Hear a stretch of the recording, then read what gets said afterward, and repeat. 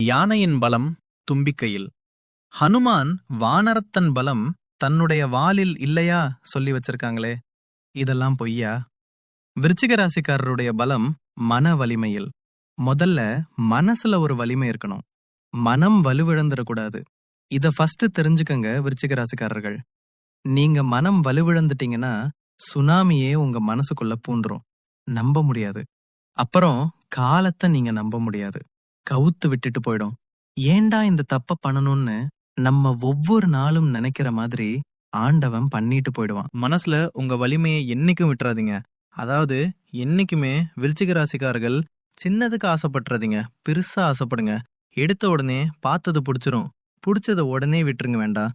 இது நமக்கு விதி வரணும்னு இருந்தா வெயிட் பண்ணி அந்த விதியை வர வைப்போம். ஆஹா, இதுக்கு பிறகுலாம் நமக்கு என்ன சார் ஒன்று கிடைக்க போகுது அப்படின்னு அதை வாங்கிட்டோம்னா அதோட நம்ம வாழ்க்கையே ஃபினிஷிங். திரும்பி ரினியூவல் பண்றதுக்கு 14 வருஷம் ஆகும், 14 இயர்ஸ் ஆகும் திரும்பி ரினியூவல் பண்றதுக்கு, அந்த நல்ல காலகட்டத்தை அடையிறதுக்கு. அதனால விருச்சிக ராசிக்காரர்களுக்கு அப் அண்ட் டவுன் இருந்துகிட்டு தான் இருக்கும் வாழ்க்கை.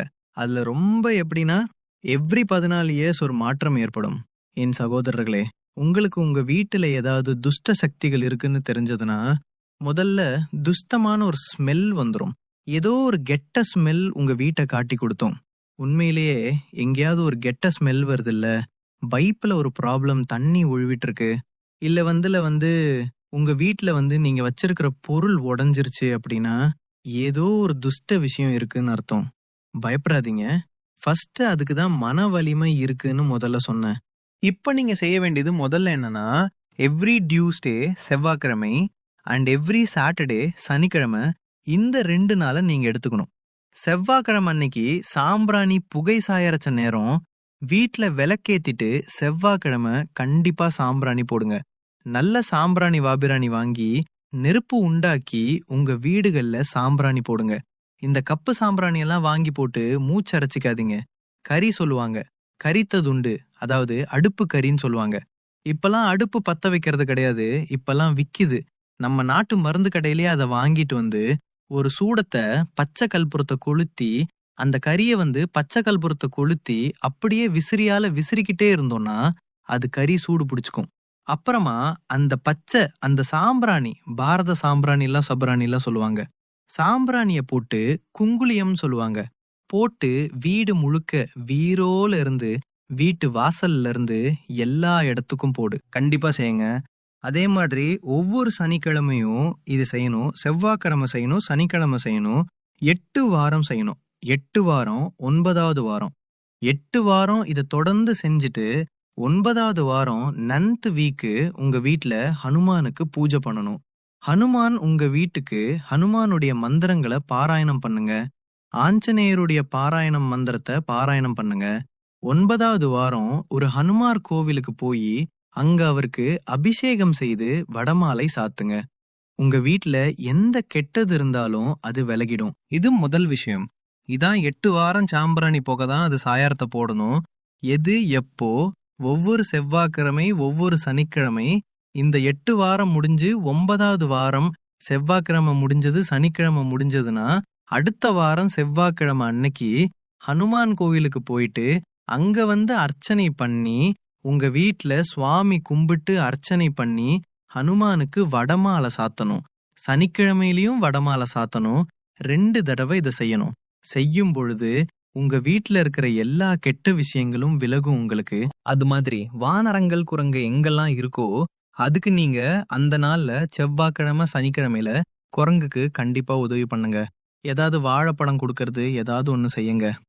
அடுத்து ரொம்ப முக்கியமானது, இந்த வெள்ளிக்கிழமை அன்னைக்கு நீங்க சனிக்கிழமை அன்னைக்கு சாண தீபம்னு சொல்லுவாங்க, அதுக்கு பேர் சொர்ண விளக்குன்னு சொல்லுவாங்க. கடைகள்ல கிடைக்கும் சொர்ண விளக்குன்னு கேளு. சாண தீபம் சனிக்கிழமை அன்னைக்கு காலையில 2 சொர்ண விளக்கு ஏத்தி வைங்க.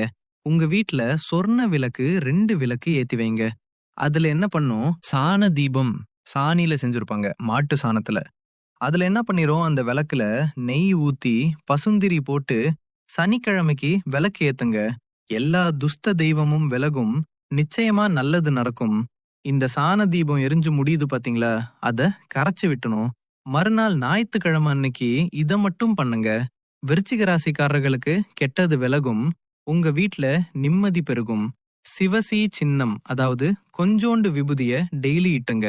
அது தூங்க போகும்போது இட்டு படுங்க விருச்சிக ராசிக்காரர்கள். தூங்க போகும்போது சிவச்சின்னம் இல்லாம தூங்காதீங்க, அவ்வளவுதான். கெட்ட சொப்பனம் வராது, நல்லது நடக்கும். ஹனுமானை பிடிச்சுக்குங்க, ஹனுமானோட மந்திரங்கள் சொல்லுங்க. விருச்சிக ராசிக்காரர்கள் சிறப்பா இருப்பீங்க. சின்ன விஷயத்துல முடிச்சாச்சு பாத்தீங்களா, அவ்வளவுதான். நம்ம எதுக்கு இந்த பயம்? அதுக்கு தான் மன வலிமை வேணும்னு சொன்னேன். மன வலிமையை விட்டுட்டீங்கன்னா இது எது செஞ்சாலும் பலன் கிடையாது. மன வலிமையோட இருக்கலாமா பிள்ளைகளா? நல்லதே நடக்கும். நண்பர்களே, என் உறவுகளே, சொந்தங்களே, இந்த கண் திருஷ்டி விலகணும், எதிரிகள் விலகணும், கோர்ட் கேஸ் பிரச்சனைகள் எது இருந்தாலும் நமக்கு விலகணும், போலீஸ் ஸ்டேஷன் சம்பந்தமான விஷயங்கள் இருந்தா விலகணும், எந்த கெட்டதா இருந்தாலும் விலகணும், நமக்கு தர்ம யுத்தத்துல ஜெயிக்கணும், அவமானம் பற்றக்கூடாது, உறவுகளுக்கு முன்னாடி தலை குனிஞ்சிடக்கூடாது. அது மட்டும் இல்லாம நம்முடைய எதிர்காலம் பாழாயிடக்கூடாது. இதுல எது கெட்டது நடந்தாலும் இது எல்லாமே நடக்கும். இந்த கெட்டதே நடக்காம இருக்க நம்ம வீட்டுல வசீகர சக்தி இருக்கணும். அறிந்தும் அறியாமலும் தெரிந்தும் தெரியாமலும் செய்த சகல குற்றங்களையும் பொறுத்து காத்து ரட்சிக்க வேண்டும். பொண்ணு 18ஆம் படி மேல் வாழும் வில்லாளி வீரன் வீரமணி கண்டன் காசி ராமேஸ்வரம் பாண்டி மலையாளும் அடக்கி ஆளும் ஓம் ஸ்ரீ ஹரிகரசி சுதன் ஆனந்த சித்தன் ஐயன் ஐயப்ப சுவாமியே சரணம் ஐயப்பாங்கிற மந்திரத்தை தினசரி உங்க வீடுகள்ல நீங்க சொல்லுங்க. எல்லாரும் சொல்லுங்க.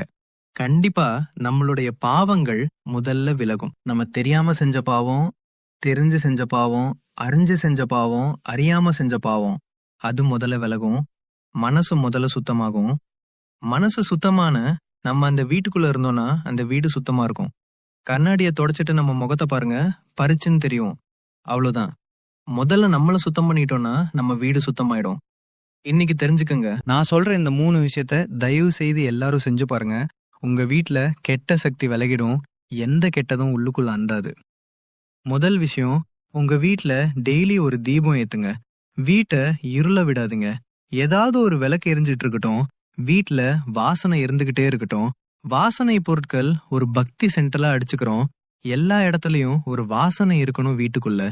இல்லேன்னு சொல்லாத வார்த்தை நம்ம கிட்டே இருக்கணும். அவ்வளவுதான். நான் சொல்ற இந்த 3 விஷயத்த தயவு செய்து எல்லாரும் செஞ்சு பாருங்க. உங்க வீட்ல கெட்ட சக்தி விலகிடும், எந்த கெட்டதும் உள்ளுக்குள்ள அண்டாது. முதல் விஷயம், உங்க வீட்ல டெய்லி ஒரு தீபம் ஏத்துங்க. வீட்டை இருள விடாதீங்க. ஏதாவது ஒரு விளக்கு எரிஞ்சுக்கிட்டு இருக்கட்டும். வீட்ல வாசனை இருந்துகிட்டே இருக்கட்டும். வாசனை பொருட்கள் ஒரு பக்தி சென்டலா அடிச்சுக்கிறோம். எல்லா இடத்துலயும் ஒரு வாசனை இருக்கணும் வீட்டுக்குள்ள. இல்லேன்னு சொல்லாத வார்த்தை நம்ம கிட்ட இருக்கணும். அவ்வளவுதான். வீட்ல அதிகமா நம்ம இல்லங்கிற வார்த்தையை பயன்படுத்தக்கூடாது. அதே மாதிரி சில பேர் ரொம்ப துஷ்டமான வார்த்தைகளை பயன்படுத்துவாங்க. கெட்ட வார்த்தைகளை அதை சுத்தமா தவிர்த்துருங்க. இதை மட்டும் தவிர்த்துருங்க. உங்க வீட்ல துஷ்ட சக்திகள் எல்லாம் வெளியில வந்துரும். ரொம்ப கடுமையான தோஷம் இருக்கு சுவாமி, கடுமையா எங்களுக்கு செய்வன கோளாறுகள் பிரச்சனைகள் இது மாதிரி இருக்கு, நாங்க என்ன பண்ணலாம்? என்னோட தொழில பெரிய லாஸ், என் குடும்பத்துல பெரிய சிரமம், குடும்ப உறவுகள் பிரிஞ்சு கிடக்கு, நான் என்ன செய்யலாம்? ரொம்ப இன்னும் ஒரே ஒரு பரிகாரத்தை சொல்லி நிறைவு செய்யறேன். பசுமாடு கண்ணுக்குட்டி உங்க வீட்ல பக்கத்துல யாருக்கிட்ட இருக்கோ அந்த பசுமாடு கண்ணுக்குட்டியை வீட்டுக்கு அழைச்சிட்டு வந்து கோமாதா, இந்த கோமாதாவை அழைச்சிட்டு வந்து உங்க வீட்டு மத்திய பகுதியில நிப்பாட்டி அந்த பசுக்கு பூஜை பண்ணுங்க. பசுக்கு மஞ்ச தடவி குங்குமம் வச்சு பசுக்கு ஒரு புடவை வாங்கி சாத்தி, கண்ணுக்குட்டிக்கு ஒரு புடவை சாத்தி, மாலை போட்டு ஒரு பெரிய தட்டுலயோ பக்கெட்லயோ வாழை இலையில பச்சை பச்சரிசியை நல்லா ஊற வச்சு வெல்லம், பச்சரிசி, வாழைப்பழம் எல்லாம் சேர்த்து வச்சு அந்த பசுமாட்டுக்கு கொடுங்க. அந்த பசுமாட்டுக்கு பின்புறம் தூப தீபங்கள் எல்லாம் காட்டி பசுமாட்டு கிட்ட நமஸ்காரம் பண்ணிக்கங்க. உங்க வீட்டுக்குள்ள அழைச்சு என்ன கெட்டது இருந்தாலும் வெளியில வந்துரும். இதை மட்டும் செஞ்சு பாருங்க. கிரக பிரவேசத்தெல்லாம் செய்வோம்ல சுவாமி, நாங்க அபார்ட்மெண்ட்ல இருக்கோமே, நாங்க என்ன பண்ணலாம்னு கேட்பான். உங்க வீட்டு வாசல்ல செய்யுங்க, அபார்ட்மெண்ட் வாசல்ல அதை செய்யுங்க. பசு பூஜை பண்ணுங்க. பசு பசு பூஜை பண்ணி நான் சொன்ன மாதிரி சுவாமி அந்த பசுக்கு நிவேதியம் பண்ணுங்க. நிச்சயமாக உங்க வீட்ல இருக்கிற எல்லா துஷ்டங்களும் வெளியில வந்துரும். எல்லா கெட்ட சக்தியும் வெளியில வந்துரும். நல்லது நடக்கும், நம்புங்க. இன்னையிலிருந்து உங்க வாழ்க்கை பிரகாசமா போகுது. இந்த பதிவை கேட்கறவங்க இந்த பதிவை கேட்கக்கூடிய சூழ்நிலைகள் உங்க குடும்பத்துல யாருக்கு நீங்க அனுப்பினாலும் சரி, அந்த வீடுகள்ல நல்ல மாற்றங்களை நீங்க பார்க்க போறீங்க. வாழ்த்துக்கள். நல்லதே நடக்கும். என்றும் உங்களோடு நிழலாக நான் இருப்பேன். நம்பிக்கையோடு மீண்டும் அடுத்த பதிவில் உங்களை சந்திக்கிறேன். ஓம் சாய்ராம். ஓம் சாய்ராம். ஓம் சாய்ராம். ரொம்ப ரொம்ப கடினம். அதனால இந்த பொருளாதார சூழ்நிலை இப்ப இருக்கக்கூடிய காலகட்டத்தை வச்சு பார்க்கும்போது நீங்க செகண்ட் மேரேஜ் பண்ணிக்கிறது உங்களுக்கு ரொம்ப ரொம்ப நல்லது. நீங்க எதிர்பார்த்த மாதிரி நல்ல ஒரு மறுமண வாழ்க்கை அப்படிங்கிறது விரைவில் உங்களுக்கு அமையும். காதலிப்பவர்கள் இந்த விருப்பம் அப்படின்னு நல்ல ஒரு முன்னேற்றம் அப்படிங்கிறது உங்களுக்கு ஏற்பட போகுதுங்க. அடிக்கடி சண்டை சச்சரவு எல்லாமே வந்துட்டு இருந்திருக்கும். உங்க காதல் உங்களுக்கு நிறைய தடைகளா இருந்திருக்கும். நல்ல ஒரு புரிதல் காதல் செய்யக்கூடிய இருக்கிறவங்க உங்களுக்கு இனி வரக்கூடிய நாட்கள்ல எல்லாமே புரிதல் ஏற்படுங்க. இனி வரக்கூடிய நாட்கள்ல கடினமான காரியத்தை சுலபமா செஞ்சு முடிப்பீங்க. இங்க எளிமையான பேச்சு திறமையால நீங்க அனைவரையும் கவர்ந்து இழுப்பீங்க. சமூகத்துல பெயரும் புகழும் படிப்படியாக முன்னேற்றம் வரப்போகுதுங்க. சிம்ம ராசியை பொறுத்த வரைக்கும் நீங்க ஆண்களோ பெண்களோ அரசு வேலையோ தனியார் வேலையோ கூலி வேலையோ நீங்க எதிர்பார்த்த வருமானம் அப்படிங்கிறது உங்களுக்கு இரட்டிப்பான மடங்கு கிடைக்க போகுது. சேமிப்பு அப்படிங்கிறது பல மடங்காக உயரப் போகுது. இதன் மூலம் கடந்த காலகட்டத்தில் ஏற்பட்ட கடன் பிரச்சனை அனைத்தும் நிவர்த்தியாக போகுதுங்க.